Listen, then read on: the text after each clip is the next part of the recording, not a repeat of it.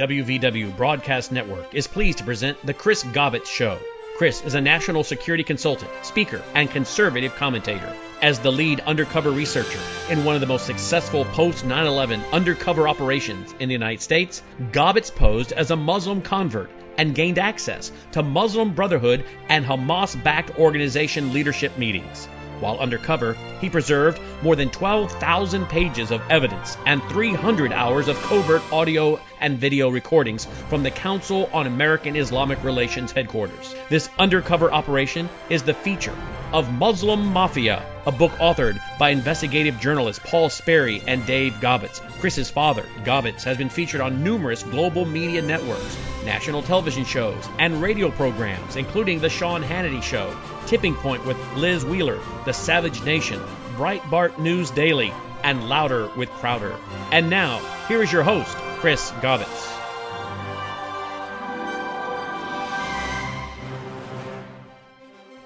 Thank you for joining us tonight. This is Chris Gobbets with WVW Broadcast Network. I am joined tonight with a friend of mine, Billy Vaughn.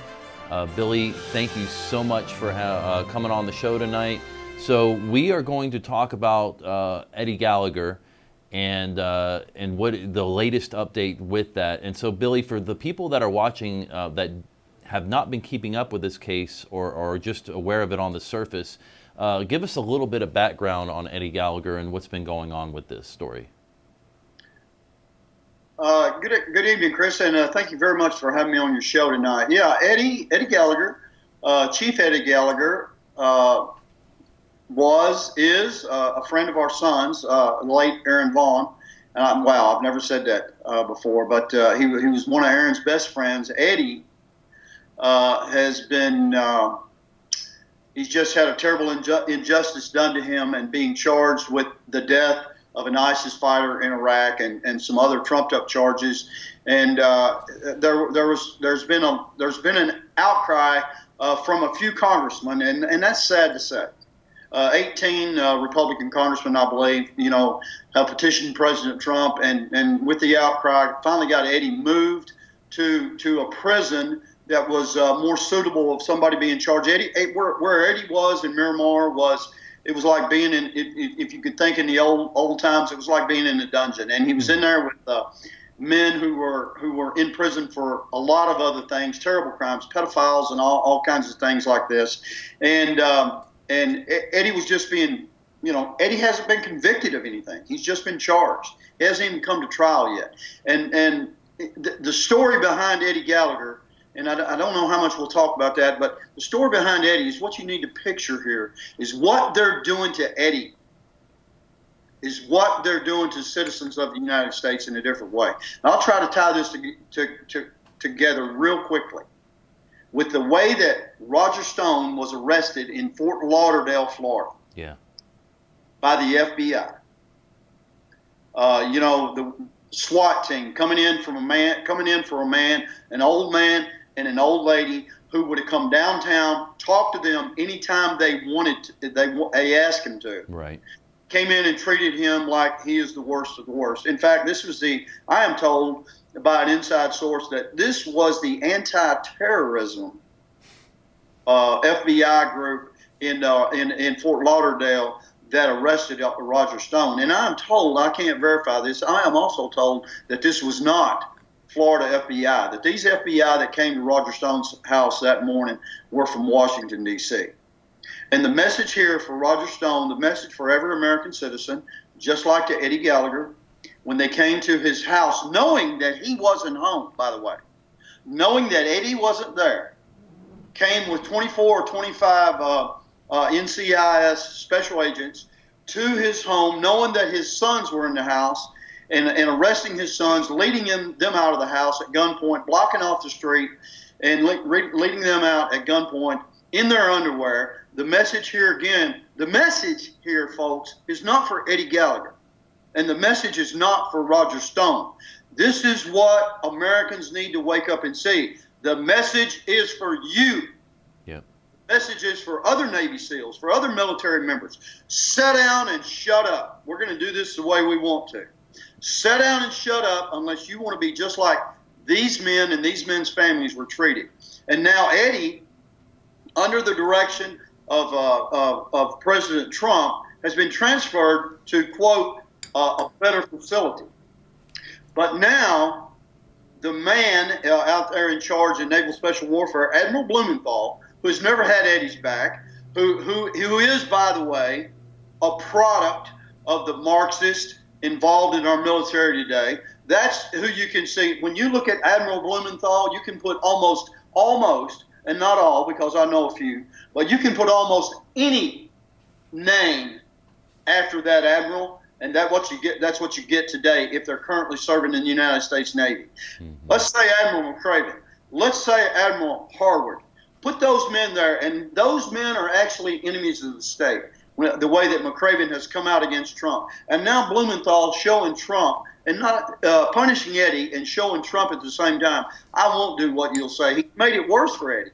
He's put him in a different lockup place, a different place of confinement, but he's put more restrictions on him. And now we're told from inside sources that Eddie's not even being served food. He's having to get all of his food out of the vending machine there.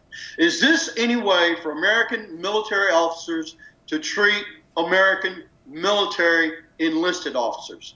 And you need to remember that Chief Eddie Gallagher, Senior Chief Eddie Gallagher, was sailor picked by the United States Navy as Sailor of the Year last year. But this is the way they treated an American hero. And folks, I cannot say this enough. It's not about Eddie Gallagher. Yes, it is, because for Eddie and his family, I grieve for them, and America grieves for them. But it's about destroying our military. It's about bringing down the institutions that Americans revere in the United States of America. Because if they can destroy the Navy SEALs, and they are well on their way, because this is one of many instances that are going on in the Navy SEALs. If they can destroy them, then they've gone a long ways toward destroying the rest of the military. And let me just, because people look up at special operators, at SEALs and Delta and people like that, and they're the tip of the spear. And I'll just give you an example. I would have never thought of this by myself, but when Aaron's team was killed in Afghanistan, when all those Navy SEALs were killed, I don't know how many people that Karen and I have the past years have had come up to us who were in Afghanistan at that time from different branches of the service, maybe Army infantry or Marines or whatever, and say to us, when that happened to them, it killed the morale in Afghanistan.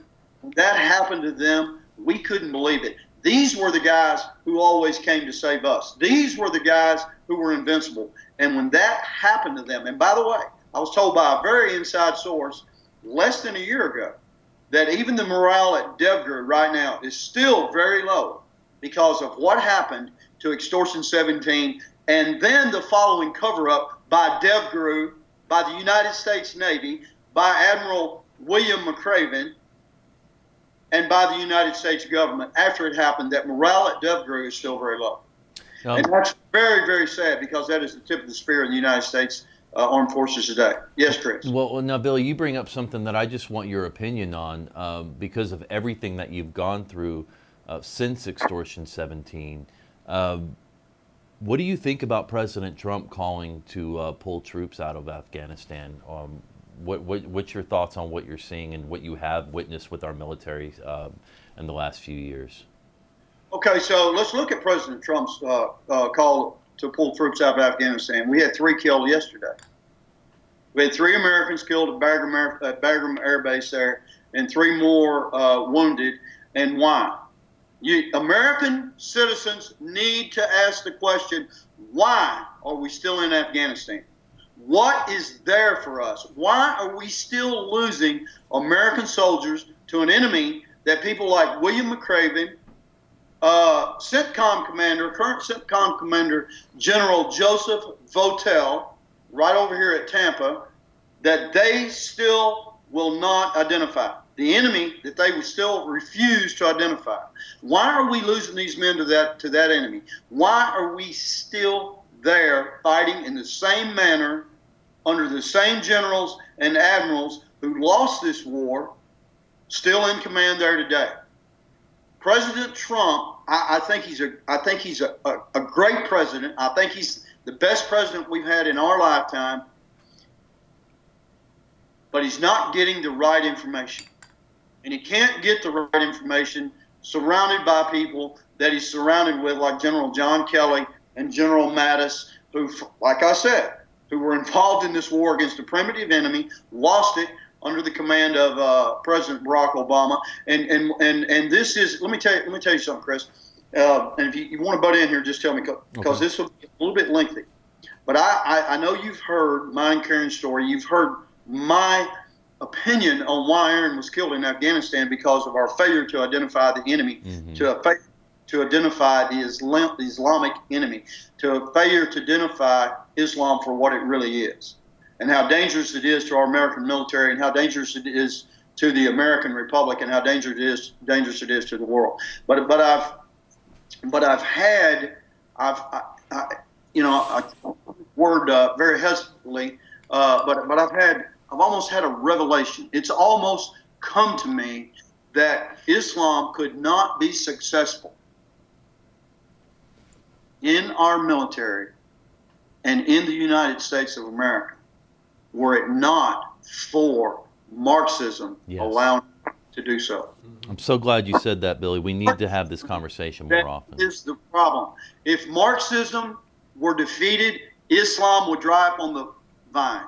It's Marxism that keeps us from identifying the enemy. It's Marxism that blinds the American people, that makes them be ignorant, makes them be willing to be ignorant. It's Marxism in our military, in these military leaders, in these flag officers, that has caused the disintegration in the greatest military in the history of the world.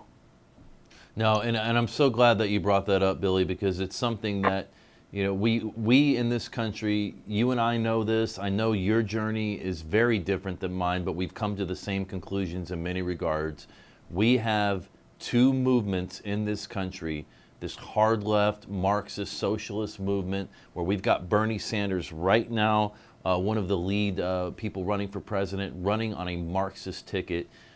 We've got and then we've got this Islamic movement, the global Islamic movement, and these two movements are merging in this country, and we've seen that take place over years. You've watched this for years, and I got to say, from my perspective, I agree with you 100%.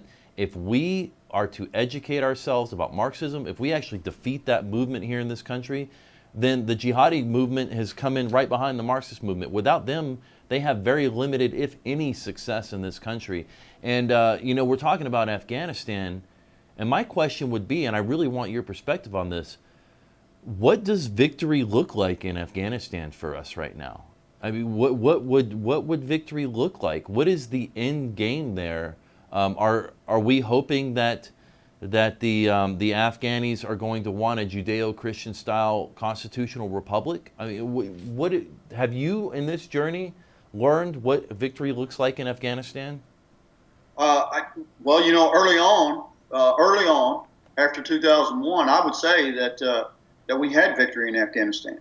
Within a few short months, we made the government there basically, unable to operate.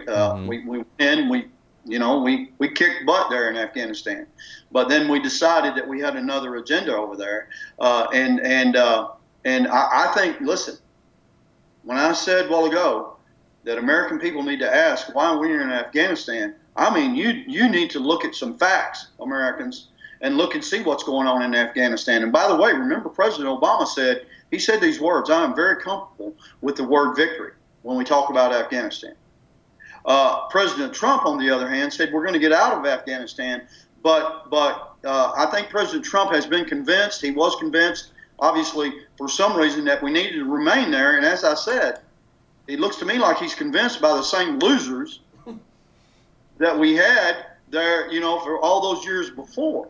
Now, what Americans need to think about is this. And what I'm about to say, Americans, you need to educate yourselves. You need to figure these answers out for yourself. Because when the United States, if I've got my figures right, when the United States went into Afghanistan, Afghanistan was not, and we had 100,000 troops, or nearly that many there for years and years. When we went in, Afghanistan was not the leading exporter of opium in the world. We've been there now 17, 18, whatever, going on 19 years. Afghanistan is the leading exporter of opium in the world. When we went into Afghanistan, the United States of America did not have an opioid crisis. Now we have an opioid crisis. Americans, you need to wake up and see what's going on here. I am not accusing President Trump of anything. I am not. Well, it's this. With 100,000 troops in Afghanistan, the American military had the ability to shut down every path out of Afghanistan, where you couldn't have gotten a single poppy out of that country. Had the American military not wanted you to. But we did not do that. What I'm saying is that the opposite happened. That's what happened. And also, you think about this for a minute. We control the airspace in Afghanistan. We still do. You can see I'm told, you can see the poppy fields from the air. We know where they are. Yeah. You can put a big bucket of Roundup on a plane with a spray nozzle and wipe out the opium in Afghanistan. The United States of America and the rest of NATO is not doing that. Americans, think about it. No. Think about it. Why, Billy? Why do you think that is? And again, if you don't know, you don't know. But why do you think that is? You want to hear me say it? If you're going to force me to say it and keep on asking me, I'm going to say it. No. I want to know.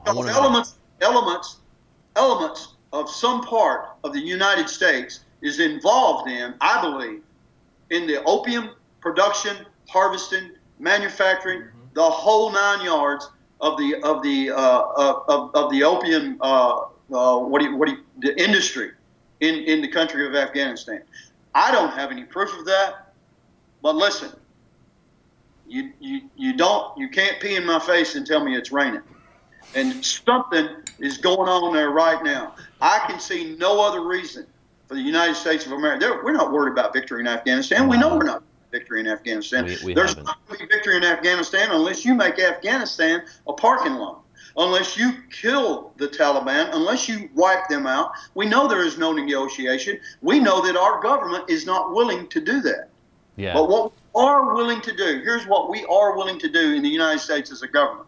We are willing to sacrifice 1 or 2 or last night 3 or whatever Americans every 3 or 4 weeks or every month or so in Afghanistan, and just drag this on. And we are willing to take billions and billions and billions of dollars from American taxpayers for whatever reason that our government finds a reason to be, finds that they need to be in Afghanistan today.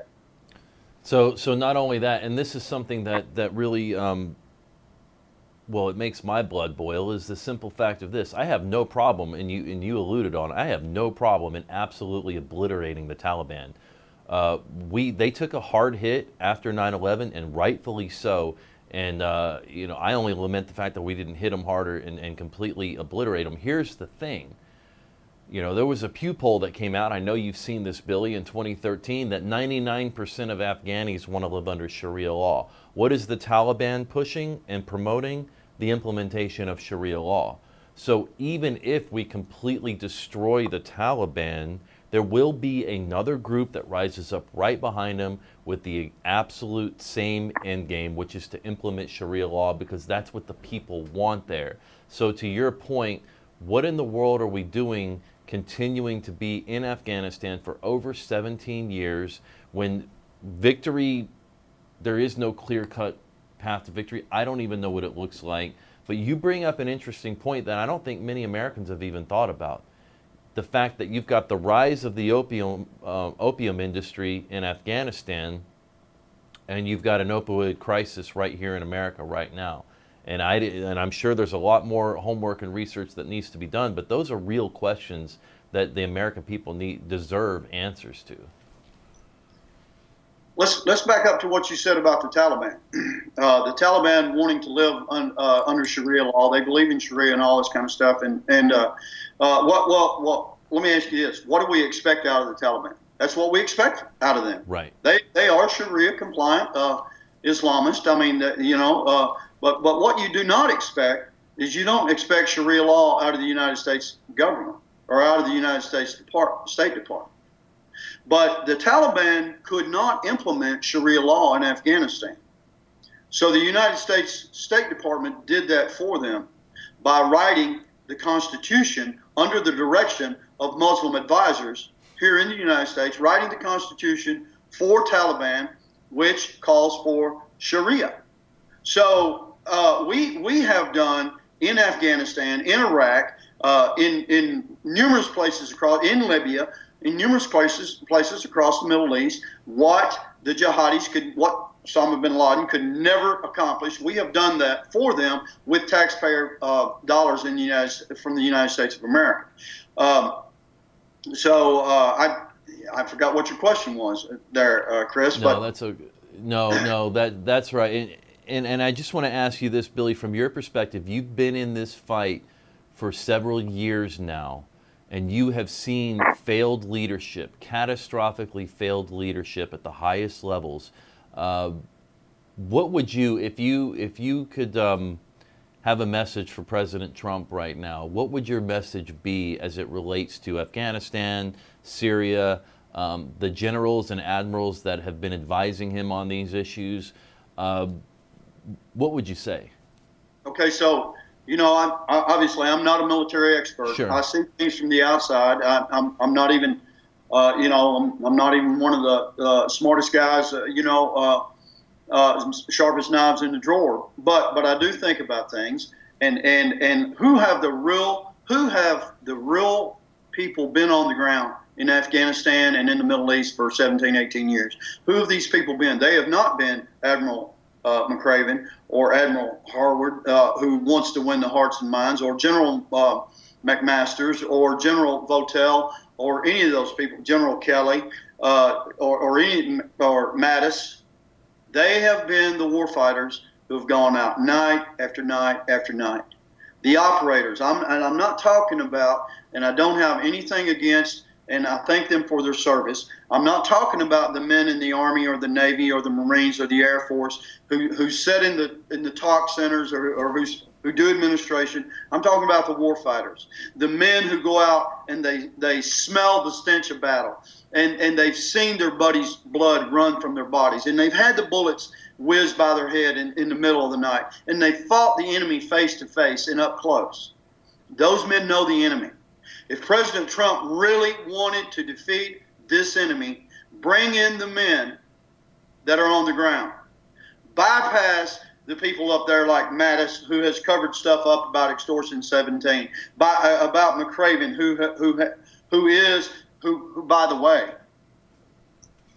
it's a very good chance McRaven has done something illegal, because he was involved in the Bergdahl swap that Obama did with the Taliban, and that if you remember, you can go back and look on the news, the generals said, we didn't know anything about this when this swap was being made. So how did that swap get? That swap was made by Special Operations. It was made by Navy SEALs or by Delta Group. And McRaven was directly in charge of them then. And what probably happened, there are pretty good sources that say they know money was swapped hands from the United States, from the military or the State Department to the Taliban to get Bergdahl back, and also release 5 Taliban fighters who have, some of them have been back in the fight since then. But you need to go directly to the warfighters. Trump needs to go outside the box. He needs to go outside Washington, outside the Beltway, and find some men and women who know the enemy. He needs to find some men and women who know about Marxism, because make no mistake, Islam is not right now in the middle of everything that's going on in this country, but Marxism is. Yes. It's in the middle of the government. It's in the middle of the border crisis. It's in the middle. It's in the middle of the abortion conflict. It's in the middle of babies being born, because if you can get mothers and you can get a society to kill off their young after they're out of the womb, you bring down that society.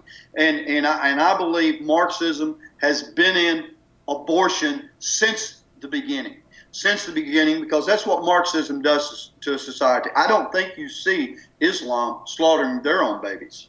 Yeah, no, this is something that if we're really, and you and I, we've had many conversations about this, if we're actually going to defeat this enemy and preserve this republic, we have to have a real conversation about Marxism. And you've got openly Marxist candidates running for president right now. Have you had a chance to see? I know a lot of conservative talk radio show hosts are having a big laugh and joking about the Green New Deal that Alexandria Ocasio-Cortez has brought up. I don't think that's a joke at all, because that's a purely Marxist document. And as Bernie Sanders, running for president right now, said, what was radical 5 years ago is mainstream today. Well, the Green New Deal may seem radical and a big joke today, but it is pure Marxism. And the way things are moving in 5 years, they're talking about 12 years, in 5 years, that Marxist document will be part of the core conversation here in America. I don't think, Billy, and maybe I'm wrong, I don't think I am, but I don't think the average person in America realizes just how serious these threats are and Marxism is, and that we could actually lose this republic. We're not guaranteed victory in any of this, are we? Absolutely not. And one reason, Chris, is we've been too generous to the enemy. We've called them whatever they've wanted to be called. They have named who they are all my lifetime. They've been Democrats. They finally became liberals, and they were okay with that. They became the left. They were okay with that. And now they're openly calling themselves socialists. And our side has picked up the mantra. So some of our stronger, people are actually saying socialism. It's not socialism. It's Marxism. Yes. It's Marxism is what it is. And if you look at Bernie Sanders, and I'm not sure, I could get this backwards, but Bernie calls himself a democratic socialist or a socialist democratic. Vladimir Lenin called himself, he was the leader of the Democratic Socialist Party or the Socialist Democratic Party. It's the same. They're Marxists, and this is how close we are. Michigan has elected a governor and has elected a government there that has pretty well surrendered the state to Islam. And now they're being told there that you can't say this, you can't say that, certain things. In Florida, we elected a governor that is a 100% constitutionalist. He's a strong man. He's a strong man of faith. I'll say that again. He's a strong man, and he's a good man. And the people of Florida were fortunate enough and blessed enough to elect him, but by 32,000 votes. And the man that he ran against and that he beat was not a Democrat. He was as far as he could be to the other side. He is a Marxist. He's a Marxist, and that's how close it is in Florida. 32,000 votes. And by the way, I was talking to a man on the governor's staff here a while back, and we were talking about that very thing. And I told him, I said, sir, when Gwen Graham was running in the primary against Ron DeSantis, I thought to myself, if she is the nominee, which I thought she would be hands down in Florida, because she's if you can say that now, she's a centrist Democrat. Her father was, a senator here from Florida, well thought of Democrat, was the governor of Florida, well thought of, and I told Mr. Vaughn, I said, thought Ron would have a hard time defeating her if she were the nominee. And I said, but when Gillum won, I was shocked, but I thought, wow, he won't have any trouble against him. And Mr. DeSantis man says, we thought the same thing. Yeah. But he almost beat him. That's how close we are. And Chris, you were talking about a while ago how fast it's come. look how fast it's come since Obama got out of office. Yep. Since he's got out in 2 years. And here's what I'll tell you. Here's what I think. This is what I believe.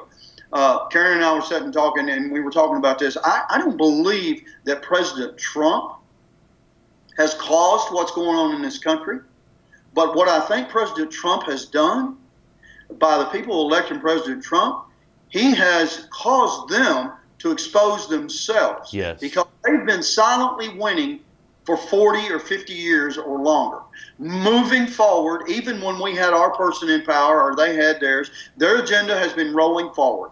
Because our side always gives in to them. But when President Trump was elected, it's like there became a fork in the road. There's no negotiation with the other side anymore. It's like we're two nations within one border. When you have people who want no border security and a side that wants a wall and border security, there's no negotiation on that.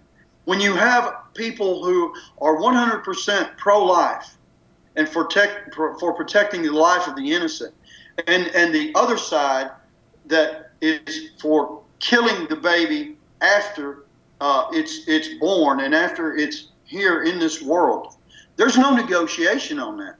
So I think we're at a point where, as you said, we're going to have to stand and fight against Marxism,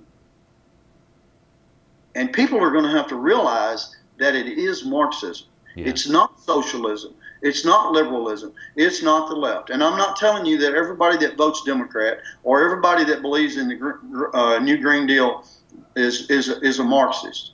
A lot of them are useful idiots, and a lot of them are ignorant.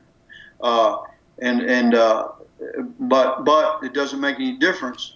They are in the enemy's army. Well, and that's just it. You don't have to be wittingly involved to be furthering the Marxist agenda. I think that's the diabolical nature of Marxism in the first place, is that many people, they take the good-naturedness of many people and they twist it around into something that gives centralized power into Washington, D.C., something that can be used to evil ends. But they take, look, there's nothing wrong with caring about the environment. There's nothing wrong with caring about the poor and health care. In fact, we should. What is wrong is giving power to an elite group of Marxist communists and telling them that, hey, you have all the power, you go ahead and solve these problems. That's how millions of people end up dead. And we've seen this story play out in Russia. We've seen this story play out in China. We've seen it in Cuba. We've seen it around the world in the last 100 years. And for people to think that this isn't a threat that can destroy us, well, I would venture to say that those countries didn't think that they could lose their countries and their millions of people, that they killed their own people in this. And you brought up something that's really important, Billy, and I just want to emphasize this. The life issue is a number one national security issue from my perspective. If we do not value the life of the unborn child in a mother's womb, then we are willing to do anything. And I look into the eyes of people like Alexandria Ocasio-Cortez. This is a true believer in Marxist doctrine. She's a person that is a product of Marxist indoctrination from the time she was born. And I just, when she implores people, and people like Bernie Sanders implores people to give them power to solve the world global crisis, that type of power, imagine if Lenin, Stalin, Mao had the security apparatus, the national, the surveillance state that we have in place today, right now in this country. That doctrine, Marxism, is the same doctrine that killed millions of people over there against their own people, and it's the same doctrine right here in America that people like Bernie Sanders and AOC and many of the candidates for the Democrat Party right now, the DNC. These are incredibly scary times, and if this doesn't wake people up, Billy, I don't know what will. Just a couple. Look, if you've got something that you want to say, we've got a couple minutes here. But I just thought that I would throw that out there. That if we don't start valuing life, and you said something that's really important. We can't compromise. You're either pro-life or you're not. You can't compromise with socialism or Marxism. We can't have any more representatives that we elect to go over and reach across the aisle with Marxism, because no matter what happens, when you compromise with Marxism, you get something less than what the U.S. founders intended for this country. And it's the same thing with the life issue. When you compromise on pro-life stances, you get something less than an actual pro-life stance. And we just can't keep compromising anymore. We're going to lose our republic. That's absolutely right. And you know, the thing of it is I believe this, and this is totally an opinion. I don't have any proof of this, but I believe it is a conservative's nature to compromise, because that's what we've done for a long, long time, because we want to get along. We want to be left alone. Right. And in fact, I believe that was the same personality, the same way that our founders thought, because our founders did not revolt against Great Britain on day one. It was years and years and years and years. They took it as long as they could, and that's what we've done. It's our way to to get along. It's the other side's way. It's the Marxist way to take a step, because any step is an advancement. And they're willing to look back 50 years and look and say, this is how far we've come. And we can look back 10 years and say, look, this is how far they've come. Yeah. We can look back 2 years. And I think it's just like you said earlier, that they're saying 10 years. With the way things have progressed, it's no telling where we'll be in 5 years. It's no telling where we'll be in 5 years, because they have hit us from every angle possible. Everywhere you turn now, every institution that we have, if Islam, if capitulating to Islam is not present, Marxism is present. In the schools, in sports, in the government, in every institution we have, and most sadly in the Christian church. Yep. Most sadly in the Christian church. Yeah, and all right, I want to end on this, Billy, because I think this is really important. You know, you and I have spoken at venues together, to local conservative groups. Everybody wants to know, okay, I get it, there's a problem. What can I do? And I have been encouraging people to get involved at the local level. So many people are paying attention. They spend more time reading Drudge and watching Fox News, which is, look, fine. They know what's going on in Washington, D.C. with senators. They know what congressmen and women are doing, where they're eating lunch, and what they're doing in Washington, D.C. They can't tell you who's on their city council. They can't tell you who's on their school board, who's on their library board, what books their children are reading in their public schools. But they can tell you everything that's going on in Washington, D.C. And from my perspective, I'm encouraging people to flip that around.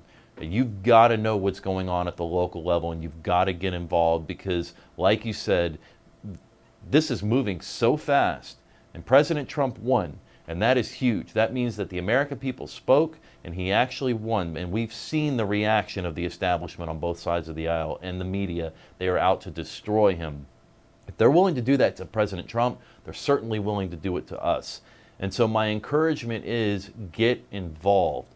Find a place to get involved. And Billy, I know you never saw yourself doing this and doing this, but we've all got to get involved at some point and say enough is enough. For those people that are comfortable, they've been paying attention, they've been reading, they know there's a problem, but they haven't been doing anything, what would you say to them right now? Well, one thing is anything that I've said tonight, don't take it for granted that I'm telling you the truth. You need to prove the truth. You don't need to be afraid of the truth when you find it. If truth hits you in the face, accept it. I know that happened with Karen and I for a long, long time. We didn't want to face the facts of what we were finding. We didn't want to face the truth of what we were running into. We did not want to know the things that we were finding out. We did not want for Admiral McCraven to come to our house and reveal to us by his actions and by his conversation about how big this problem was, in the United States military, and let us know those were not the things we were looking for. But what we did do is we have refused to turn our back on the truth. And that's what Americans have to do if we have a chance to save this republic for those coming after us. And yes, do get involved. And yes, talk to your neighbors. It's not a comfortable conversation. And you're going to have to be willing to be uncomfortable. Yeah. I'm not saying that we need to be breaking windows and we need to be throwing cocktails and bombs and things like that. Now, there are some things, you take somebody like Ilhan Omar. If we were both in Somalia or we were both overseas, we would be shooting at each other because that's who she is. And we've got a lot of them like that. We've got a lot of them like that in high places that are nothing but the enemy. But we have laws. We can't fight them here in this country like that, but we do have to know who they are. And by the way, I'm kind of glad that she's on that committee. I know a lot of people, Republicans, are saying, get her off the committee, do this and do that. We need the enemy right out in front of us. Mm-hmm. The Americans need to know who this enemy is. They need to know, they need to be informed about this enemy. And she is proving how evil, not Muslims are, but she is proving how evil Islam is. That's what she is doing right now. If people will watch her, she is a jihadi from head to toe, and people need, just like you said. I mean, we hear all these things. We need to do something with the information that we hear. It's not just up to you to inform people. It's not just up to Brannon or Rush Limbaugh. We've got to inform people. And I'll tell you something else. And this is a hard one. When you got family and you got close friends that are on the other side, either because of ignorance and you can't educate them, or because they're, whatever the reason is, there's going to come a time when you're going to have to brush the dust off your shoes and go on to the next person, because this is too serious. It's not about what color we're going to paint the walls. It's not about whether we're going to have a 4-lane highway or a 2-lane highway. It's not about where we're going to build the next school.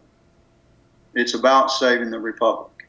And it is a life or death situation. And you need to think about this, what you're willing to give up to save this republic, or what you're willing to give up for those coming after you, what you're willing to give away that is theirs if we don't save it. And we're not willing to be uncomfortable about the things we do. Yeah. Look, wow. I just have to say, Billy, thank you for coming on. Thank you for doing everything that you can to save the republic, you and Karen both. I want us to continue this conversation. For those of you that are watching now, you can go to WVW-TV.com, and Billy and Karen have a phenomenal show on the network about saving the republic and about their journey, a journey that no parents should have to go to, but they had to, and they stepped up to the plate, and they've done that. We have a lot of work to do. Don't shy away from the responsibility that we all bear to preserve this republic. This is Chris Gobbets with WVW Broadcast Network. Thank you for tuning in, and we will be back shortly.